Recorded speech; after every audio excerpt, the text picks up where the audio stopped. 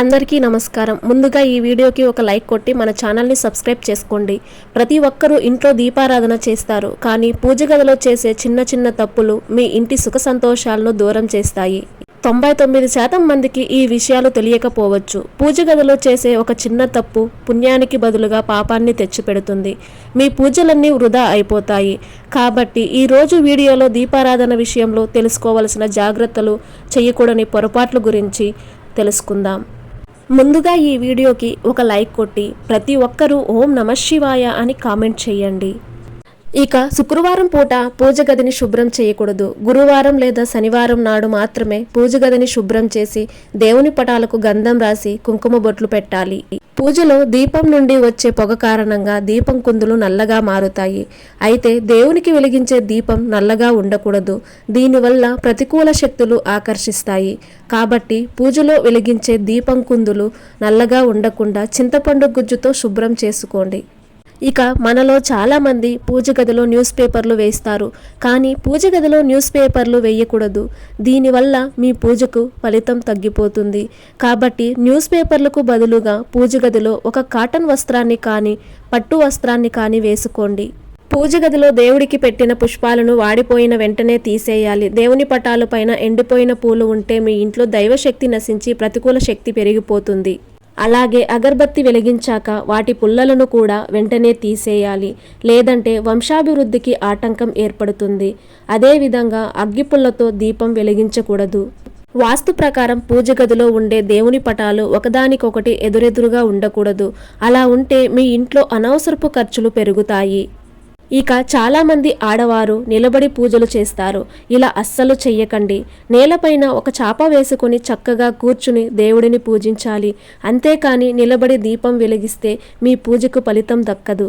అలాగే జుట్టు విరబోసుకుని దీపారాధన చేయకూడదు. దీపారాధన చేసే ఆడవారు తలపైన ముసుగు వేసుకుని దేవుని పూజిస్తే మీ పూజకు రెట్టింపు పుణ్య ఫలితం లభిస్తుంది. ఇక దేవుని పటాలకు కుంకుమ బొట్లు పెట్టేటప్పుడు బొటన వేలతో పెట్టకూడదు. ఉంగరపు వేళ్లతో మాత్రమే దేవుని పటాలకు పసుపు రాసి కుంకుమ బొట్లు పెట్టాలి. ఇక పూజ చేసే ఆడవారు చక్కగా చీర కట్టుకుని దీపారాధన చెయ్యాలి. అయితే జంతువుల బొమ్మలు ఉన్న బట్టలను ధరించి పూజ చేయకూడదు. మన శాస్త్రాల ప్రకారం శంఖం లేని పూజ గది ఉండకూడదు. పూజ గదిలో విష్ణుమూర్తి ఉన్న చోట శంఖం లేకపోతే మీ ఇంటి సంపద నిలవదు. కాబట్టి ప్రతి ఒక్కరూ తప్పనిసరిగా మీ పూజ గదిలో దక్షిణావృత శంఖాన్ని పెట్టుకోండి. మీ ఇంటి ఐశ్వర్యం క్రమక్రమంగా పెరుగుతుంది. ఇక పూజ గదిలో దేవునికి సమర్పించే నైవేద్యం చాలా ముఖ్యమైనది. దేవునికి ఒక చిన్న బెల్లం ముక్క నివేదించిన ఎన్నో శుభ ఫలితాలు కలుగుతాయి. అయితే డబ్బు సమస్యలతో బాధపడేవారు దేవునికి నైవేద్యంగా 2 ఎండు ద్రాక్షాలు నివేదించండి. మీ డబ్బు కష్టాలన్నీ వెంటనే తొలగిపోతాయి. అలాగే అరటి పండును దేవునికి నివేదిస్తే పనుల్లో ఆటంకాలు లేకుండా విజయాలు సాధిస్తారు. ఇక కొంతమంది ఆడవారు పూజ గదిలో ఒక దీపాన్ని మాత్రమే వెలిగిస్తారు. ఇది చాలా పెద్ద తప్పు. పూజ గదిలో జంట దీపాలు వెలిగించాలి. ఇక ఒక దీపం ఎప్పుడూ వెలిగించకూడదు. ఇక పూజ గదిలో శివలింగం ఉండకూడదని అంటారు, కానీ ఇది వాస్తవం కాదు. పూజ గదిలో శివలింగం ఉంటే ప్రతిరోజు అభిషేకం చెయ్యాలి. అయితే పూజ గదిలో పొరపాటును కూడా 2 శివలింగాలు ఉండకూడదు. పూజలో దీపం కొండెక్కితే అశుభ సూచకంగా పరిగణిస్తారు. కాబట్టి ఎప్పుడైనా దీపం కొండెక్కితే ఓం నమఃశివాయ అనే మంత్రాన్ని జపించి కొత్త దీపం వెలిగించండి. ఎలాంటి దోషం ఉండదు. ఇక పూజ గదిలో బూజు లేకుండా చూసుకోండి. గోడలకు బూజు ఉంటే మీరు ఎంత పెద్ద పూజ చేసినా ఫలితం దక్కదు. అలాగే పూజ గదిని శుభ్రం చేసేటప్పుడు దేవుడి పటాలను నేలపైన ఉంచకూడదు.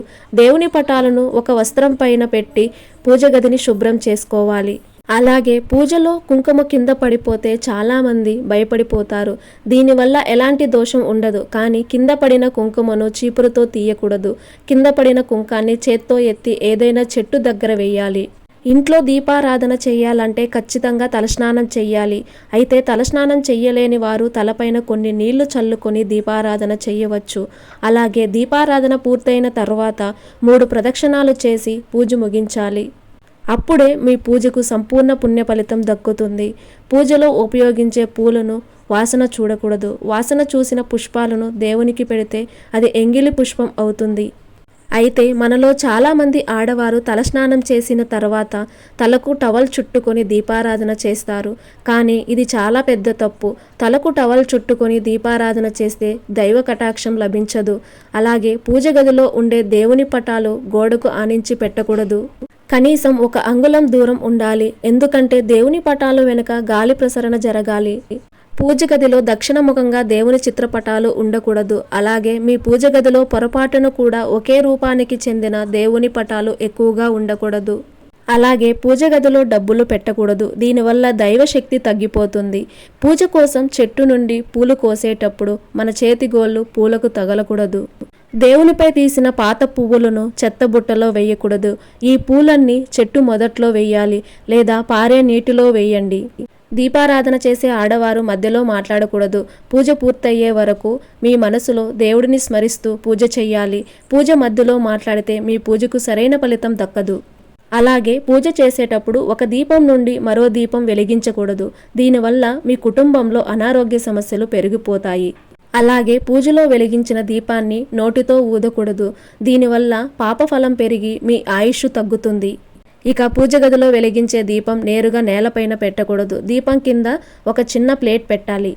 పూజలో కంచు పాత్రలు ఉపయోగించకూడదు.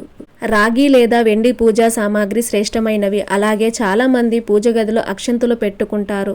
అక్షంతల్లో కలిపే బియ్యం గింజలు విరగకుండా ఉండాలి. అక్షంతల్లో పురుగులు ఉండకూడదు. వీటి వల్ల సంతాన సమస్యలు ఏర్పడతాయి.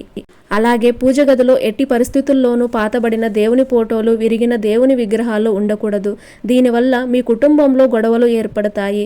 ఇక పూజలో దేవునికి పెట్టిన నైవేద్యాన్ని పూజ పూర్తయ్యాక ప్రసాదంగా స్వీకరించాలి. అంతేకాని దేవుని నైవేద్యాన్ని అలాగే వదిలేస్తే మీ పూజకు ఎలాంటి ఫలితం దక్కదు. అలాగే చాలామందికి తెలియని విషయం ఏమిటంటే దేవునికి సమర్పించే నైవేద్యం పైన ఖచ్చితంగా తులసి దళం పెట్టాలి. అప్పుడే ఆ నైవేద్యాన్ని భగవంతుడు స్వీకరిస్తాడు. అలాగే చాలామంది దేవుని పటాలకు గంధం రాసి కుంకుమ బొట్లు పెడతారు.